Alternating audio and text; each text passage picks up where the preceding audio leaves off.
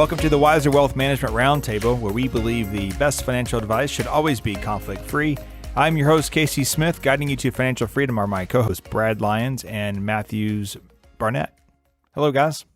Hey, Casey. How's it going? Good. So today's podcast is everything 401ks. 401k is probably not the most exciting topic for most people. Some people don't want to save into the 401k because they have other things they want to do with their money, like car payments, mortgages, and kids. And there's a point in your life when, oh my gosh, I should have been saving in this 401k a lot sooner, right? We just had talked to our past selves. We could have told them, put money in my 401k.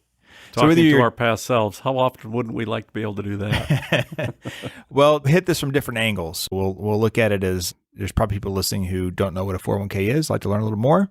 And maybe there's more advanced 401k people that have other more advanced questions. So let's start with the basics. What's a 401k? Okay, so the 401k came out of the tax code years ago, and it essentially allowed employers to provide their employees with a retirement savings program on a salary deferral basis. So employees were able to defer certain percentages of their salary into a retirement account and let it grow and invest on a tax deferred basis. To go along with that, companies were allowed to also put in money into that savings account on a percentage basis as well. So it's commonly referred to as employer match. So if the employee puts in 1% and the employer puts in 1%, there's a 2% contribution into the 401k plan. The 401k is managed by a group of trustees who are fiduciaries to all the participants in the plan, and it's the trustees' responsibility to make sure that all the investment options are low cost and broadly diversified, allowing a participant to create a portfolio that suits them and their situation as they try to save money for their retirement. The trustees are also, one of their responsibilities to make sure that this maintains the audit proper controls. As it being a tax-deferred account, there are taxable consequences to money going in and money coming out.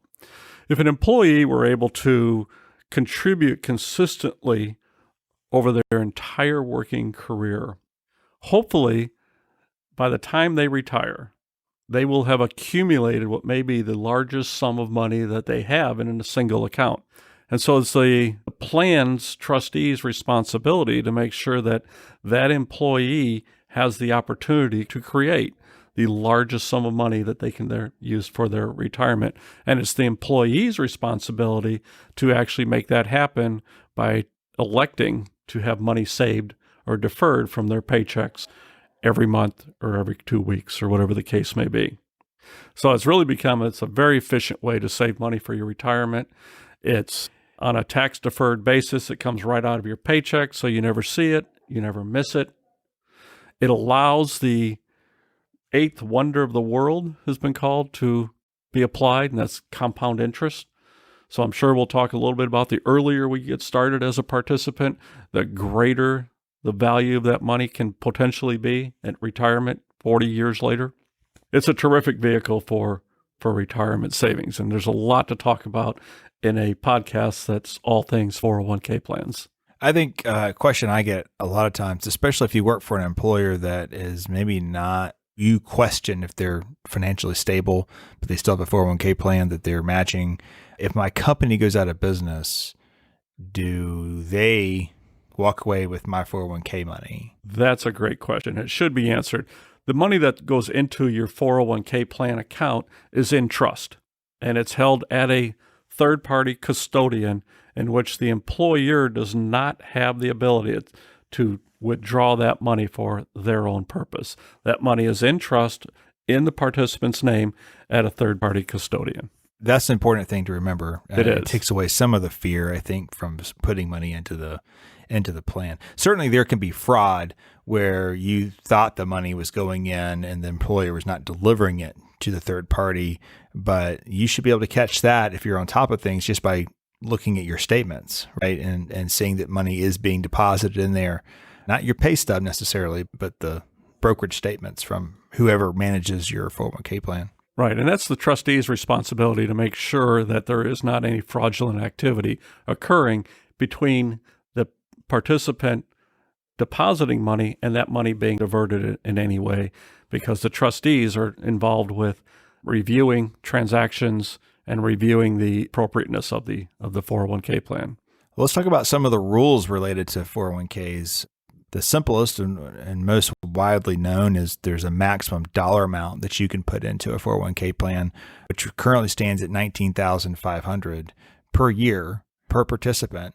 But if you're over the age of 50, you get a catch-up. Yeah, I can think you can put in another $6,000. $6,000 a year can go into the plan if you're over the age of 50. Yeah.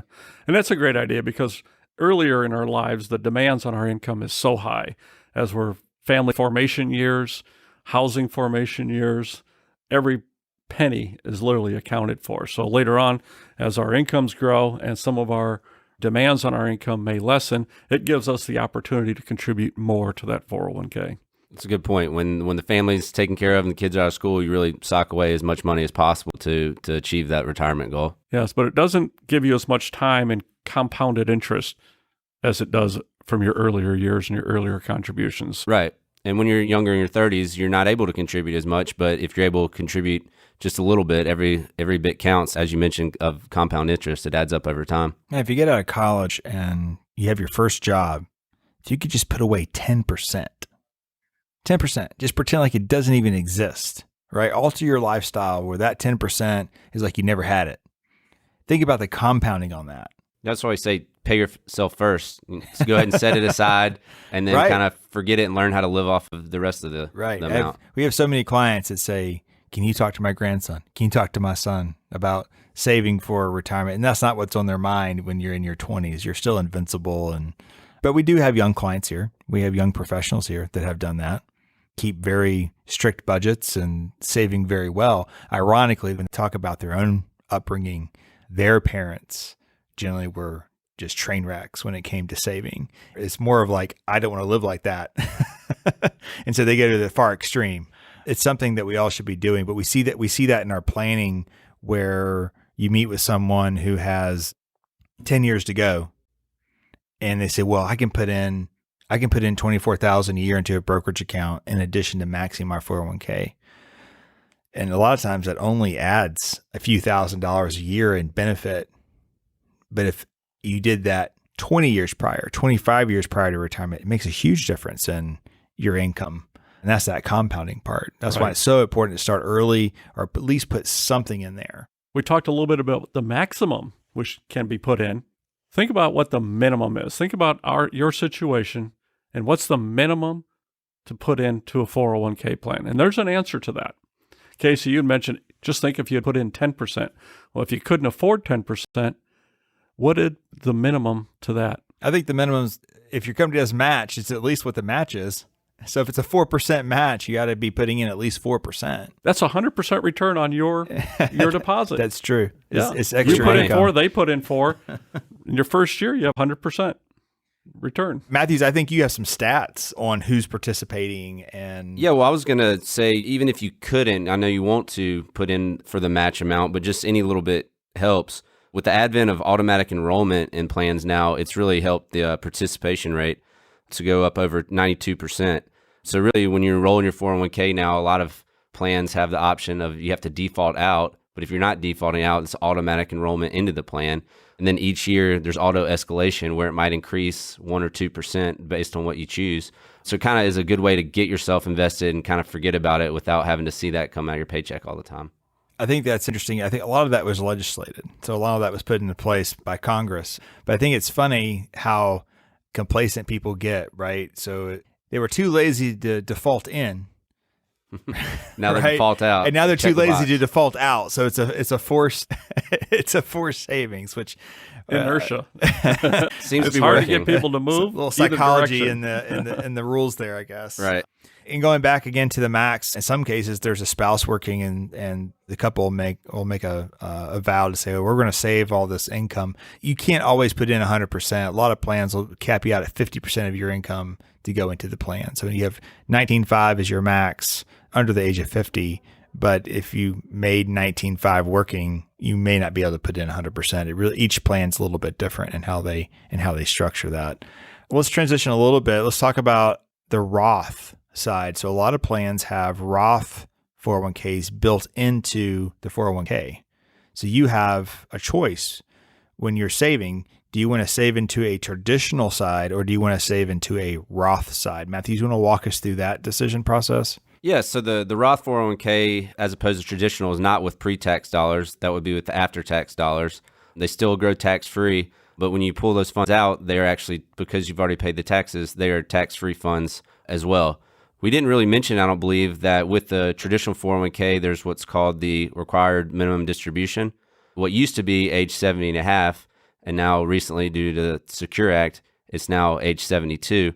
Traditional 401k requires that you actually withdraw a certain percentage of your account each year. The Roth 401k still has that requirement, but you're able to roll it into what is called the Roth IRA if that's a possibility in the future. So kind of pre-tax versus post-tax accounts you can invest in.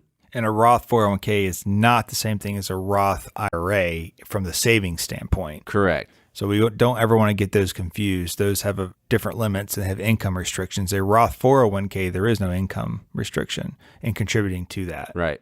I think my general rule is if you don't know if you should be traditional or Roth, it's good to be half and half. So you'd put half that if you're saving 10%, you put half in traditional, half in Roth. The idea is in the future you have two buckets, one taxable, one non-taxable, to choose from depending on what the tax environment is in the future. Right. It's tax diversification. Correct. There are people who say you should do all Roth all the time, and there's people who say you should do all traditional all the time.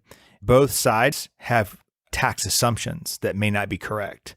So if you do 50-50, that works out really well. Now, if your family is in a extremely high income scenario and you're maybe between Fed and state, you're paying 40%, 41% tax, then I'd probably say you're probably not going to be in that situation in retirement. So maybe you start leaning more toward traditional because you're saving nearly 40% of every dollar going in, right?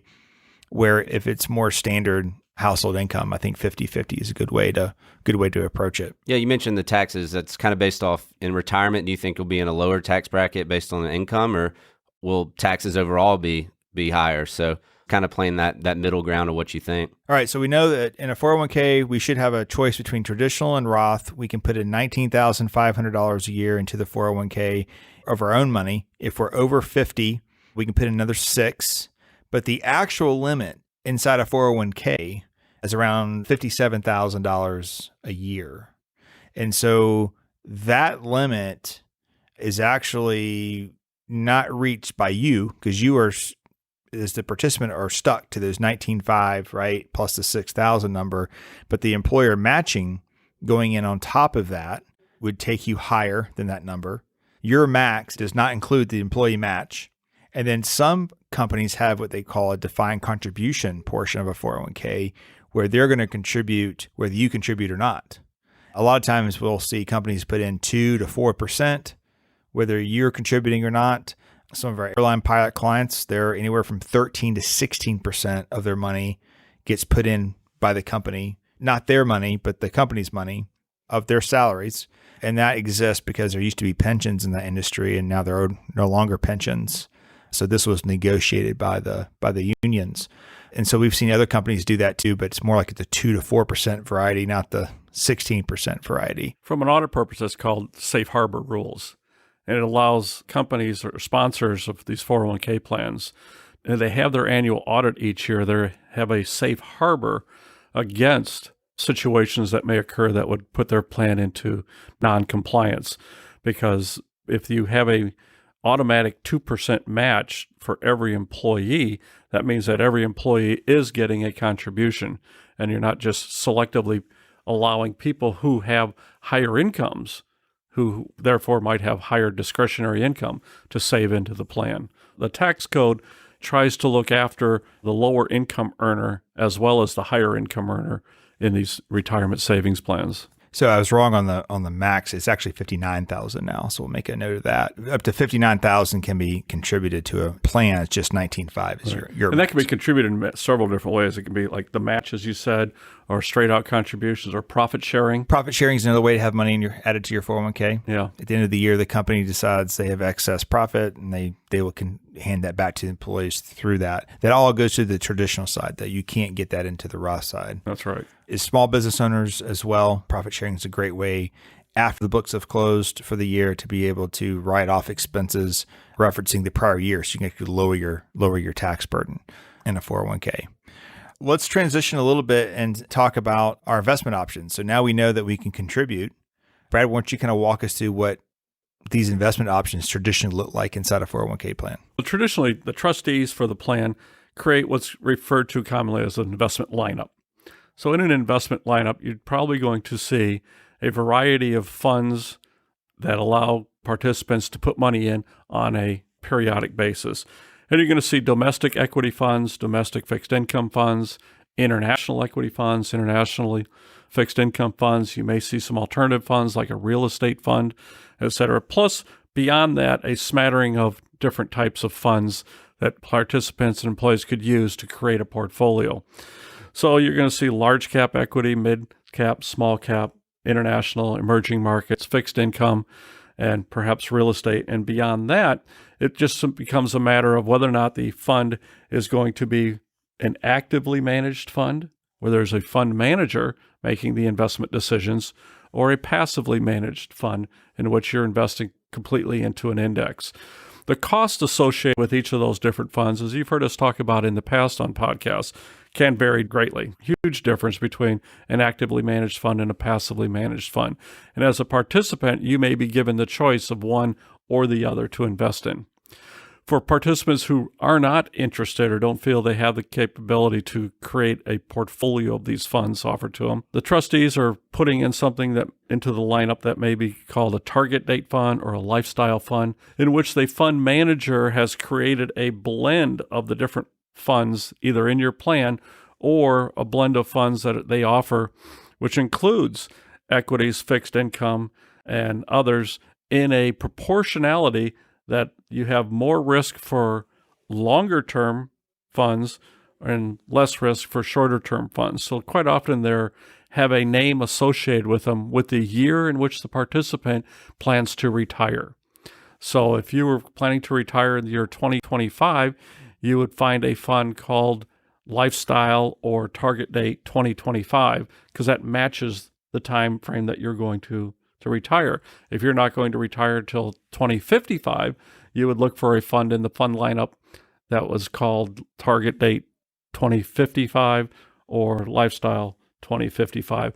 As such, there's going to be different amounts of equity which has a higher volatility associated with it than fixed income, so that you have a glide path of risk in your portfolio that is higher in your earlier investing day and lower in as you approach your retirement time frame. Generally speaking, the trustees are charged with finding the best funds at the lowest price point that they offer in that fund lineup, because fees can have a tremendous effect on your returns over long periods of time. So as a participant, you would want to find the lowest fee possible for each one of your investments, given that it can reach your investment objective and create a portfolio for you that is a diversified portfolio. Typically, the larger companies had cheaper fees, but now there's been sort of a revolution in small business 401k plans where small companies can have just as small of fees as well. And if you're a business owner, you got to stay away from the insurance-based 401k plans that say, we can provide a 401k plan for you for free. I believe that it's a moral obligation of the company to provide their employees, because usually the business owner is getting the most benefit from the 401k plan, generally speaking, is to cover those costs so your employees have ultra low costs going forward. Otherwise, I'm not going to call it stealing, but we're approaching in these insurance-based products nearly 3% fees per year. Now that'd be for the business owner too. He or she'd have to pay that 3% also. But you could also pay for admin fees and things on the other side so your employees have lower costs. That's what the larger companies have been doing. And some of those you see the S&P index funds being 50 basis points, which is a little ridiculous. 0.5%. Right. Yeah, so it should be relatively free. So I think that's important as well to see the expense ratios on those. But even in expensive plans where you can't control the plan options or the plan costs, you're just working there, right? There's going to be a lesser of all evils. And so that's where sometimes we have to think about professional. You should maybe look at that, look at your investment options and say, okay, well, it's not perfectly diversified, but this is how I would do this to capture the lowest cost going forward. And we do that here. But other advisors, I'm sure, would be happy to chime in and look at those allocations as well. Something that's interesting about contributing in your 401k is it takes advantage of one of the basic principles of investing, and that is dollar cost averaging, right? Because you're putting money in regular amounts over periodic time periods, and you're allowing the fluctuations in the marketplace to determine the number of shares that you're buying at each period. And we've just seen this where prices of securities dropped during the pandemic what's been going on. And so during those time periods, you're actually buying more shares of each one of the investments. So it's forced discipline for you to dollar cost average into your 401k plan. So it actually takes advantage of fluctuations in the marketplace. That's a good point. You're not trying to time the market. You're just continually investing. Sometimes it'll be higher, sometimes it'll be lower, but over the long term, it works out your advantage. That's correct. If you have expensive investment options, sometimes plans will offer what they call a brokerage link, where you can actually take assets from the plan, move them into a brokerage account, all set up through the plan, not your own personal brokerage account. And you can invest in anything. And there's usually a cost per transaction. I've done this in the past with clients who had not so great initial investment options and got into the brokerage link to get access to lower cost index funds. But index funds, the trend now is to always have index funds in the plan. There's been some class action lawsuits on some very large companies that did not offer those. There were very high profile cases. Yes. Yeah. So we've seen even the worst plans get a lot better just by adding those basic index funds, which really helps the saver over their lifetime reduce cost. So typically I say stay away from individual stocks inside your brokerage link, and most mutual funds are going to underperform the index fund over the long time anyway. So if you have index funds available to you in your 401k, there's no reason to be using a brokerage link unless you're just trying to do something very unique and special just for you. Generally, I'd stay away from that, which goes back to, we have another podcast about behavior. 401ks are not meant to be traded on a daily, weekly, monthly, maybe not even on a quarterly basis. Really, it's you have an allocation that's right for you and your financial situation, and you should leave those there and let them ride the ups and downs of the market. Because to your point, Brad, you're putting in your dollar cost averaging. So when things are really bad, if you're still working, still earning a paycheck, a percentage of your income is buying that stock. What I like to tell younger people is your objective is to buy as much stock in the S&P 500 or whatever index you're tracking that you can, right? Is to get as many shares as possible. You want as many shares as possible. And that means lower prices. So if you're working, you want lower prices. If you're retired, you want higher prices, right?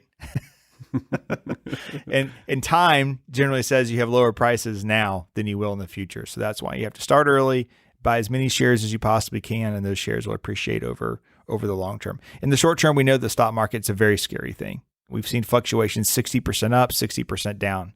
We know over 5 years, it's around 20% up or down. We know over 10 years, a worst case scenario is break even.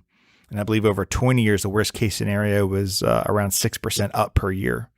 But you have to have good behavior and not be moving into cash and bonds based off your emotions.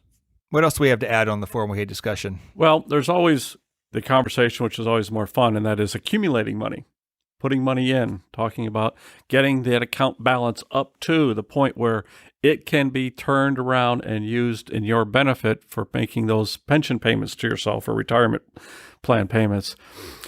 Withdrawing money from a 401k should be planned very carefully because your distribution election is often irrevocable. And at that point in time, I would be remiss if I didn't tell people to get good advice on withdrawing that money from your 401k. It can go into an IRA account. If you're employed somewhere else, maybe can go into that new 401k plan if it has good investment options. It all has to be considered. But that distribution from the 401k is a very important decision and should be thought through very carefully. Generally, the investment options too in 401ks are built for growth. They're built for the younger employees, not so much focused on an older employer group. So I generally always recommend a rollover in retirement. You need the allocation that's not provided for inside the traditional 401k. Well, 401ks are designed to get savers and employees to retirement, whereas IRAs are designed to get account holders through retirement. Correct. And also, too, you made a good point. A lot of times, once the rollover assets at our company, a lot of times it's in your best interest just to roll the 401k into the next 401k where you're employed, especially if it's a large entity and they've got really cheap pricing on their investment options.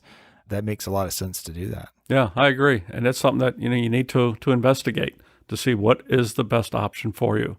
And quite often that can be. I guess we'll add here at the end, it's not the focus of this podcast necessarily, but if there's a situation where you had to withdraw from the 401k plan, you're under the age 59 and a half, there are some hardship provisions usually built into plans that will allow you to loan against the 401k. Mm-hmm. In some cases, you can actually just do a withdrawal and pay the income tax. The CARES Act recently allowed for that as well. If you're affected by COVID, you could do a withdrawal. Typically, that's the very last resort. You're robbing from your future self. So you have to really think about that before you decide to withdraw money. Right. And every plan is different. So if that is the last resort, you still need to check with your plan sponsor to make sure that's even an allowable option as well. And then the next question that everyone asks us, based on my age, have I saved enough? How do I compare to everyone else? We get that question so often. Well, I saw a figure. It depends if you're younger. By 30, they say that half your salary to all of your salary should be saved into a retirement account. So, for instance, if you were making $60,000, you just have anywhere between $30,000 and $60,000 saved up for retirement. While that may not seem like enough, it is starting the process, and with compounding and eventually making more money and setting more aside, that can be a good start to help out. Absolutely. I like to say every family is different. Every family has different needs. So how much you have saved may be enough for you, may not be enough for somebody else, or maybe twice as much as someone else needs. So it's all very independent. But I think human nature, we all want to compare ourselves to other people, I guess. And keeping up with the Joneses. Exactly. All right. Well, guys, this is a good intro to 401ks. Thanks for your time. Thank you. Thank you. Appreciate it.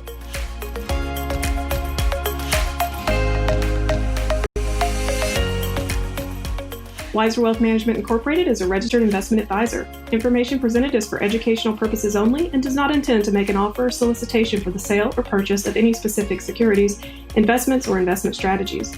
Investments involve risk and, unless otherwise stated, are not guaranteed. Be sure to first consult with a qualified financial advisor and/or tax professional before implementing any strategy discussed herein. Past performance is not indicative of future performance.